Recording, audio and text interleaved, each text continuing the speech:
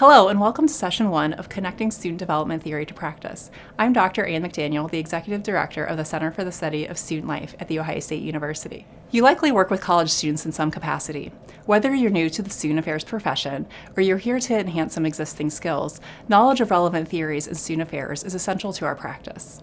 This course will introduce you to some of the most commonly cited theories in student development and provide you with suggestions for how to apply those theories to your own practice.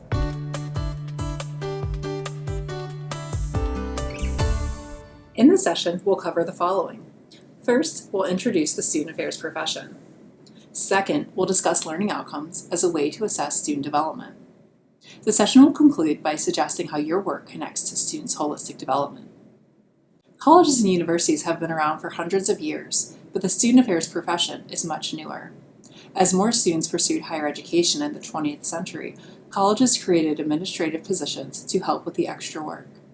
These administrators managed facilities, planned programs, enforced policies, and more. A national report titled "The Student Personnel Point of View" clarified the purpose of these staff members. Most notably, the report affirmed that higher education contributes to students' holistic development. In addition to academics, it was imperative that students also develop their sense of self, vocational interests, ethics, and a commitment to living in the community. In short, learning didn't just happen inside the classroom. Students learned everywhere on campus, and therefore, student affairs professionals played an essential role in the overall college experience. At first, the profession relied heavily on research from other disciplines, like the behavioral sciences and business. Even today, student affairs incorporates many different professional fields and academic disciplines. Yet by the 1960s and 70s, it became clear that student affairs required dedicated scholarship of its own. This opened the door for new graduate programs in student affairs and new theories that described how college affects students. Today, student affairs research focuses on a range of topics: access to college and affordability, the construction and meaning of multiple identities, student attitudes about what is right and what is wrong, how the campus environment affects learning, and many more. The list goes on, and there's always new and fascinating research that moves the profession forward. It's impossible to discuss every theory in just one class, or even over the course of a graduate program. But hopefully we can point you in the right direction if you'd like to look into these on your own time. The supplemental material provided in the Week 1 readings has a few suggestions. Ensuing courses will talk more about student development theories in greater detail. These resources are ways that you can stay up to date with conversations happening in the student affairs profession. Since the beginning, student affairs has prioritized holistic development, students' personal, emotional, vocational, moral, and social well-being. But sometimes it's challenging to gauge student development. For example, how can we tell if a student is more mature when they graduate compared to when they started college? As student affairs entered the 21st century, student affairs professionals were charged to focus on more learning outcomes assessment as part of their approach to working with students.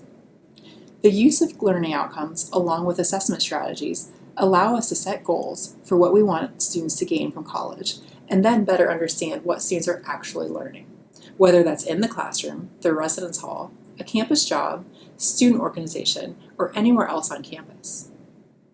Learning outcome assessment is an important term to be familiar with, so let's take a moment and explain.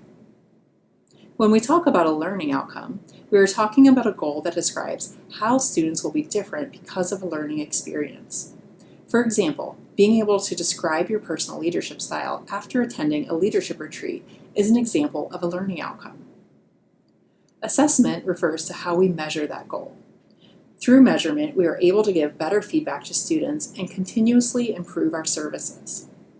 Extending the previous example, if the outcome is describing your personal leadership style, assessment might involve asking students to list their top 3 leadership strengths, along with ideas for how to exercise those strengths in the future. When we review these responses, we can tell if the retreat served its intended purpose, or what we might improve for next time. That's the assessment aspect of a learning outcome. So in short, learning outcome assessment describes how we measure the ways we intend students to change through their college experiences.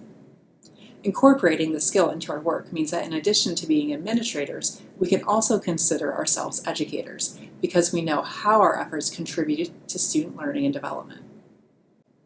Here's another illustration.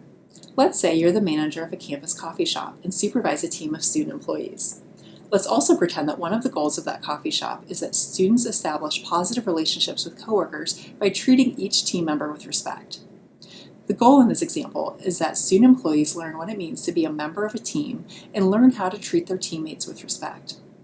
There are different ways we can assess this goal: collecting anonymous feedback during a staff meeting, conducting a performance evaluation, or even having an informal conversation with students during the workday. You can ask a question like, "How are you getting along with your coworkers?" Or, "What do you think contributes to a positive relationship in the workplace?" By gathering information and sharing feedback with students in a constructive manner, we can encourage development in support of this outcome. See how it works? Remember, learning and development can happen 24/7, and it happens everywhere on campus. No matter how you interact with students, your approach to work has the power to make a difference in its students' education. To recap the main points of this session, throughout its relative young history, Student Affairs has been committed to students' holistic development. Holistic development is a fundamental piece of what we expect students to gain by attending college. Student development theories help us conceptualize holistic development in ways that are more specific and easy to communicate.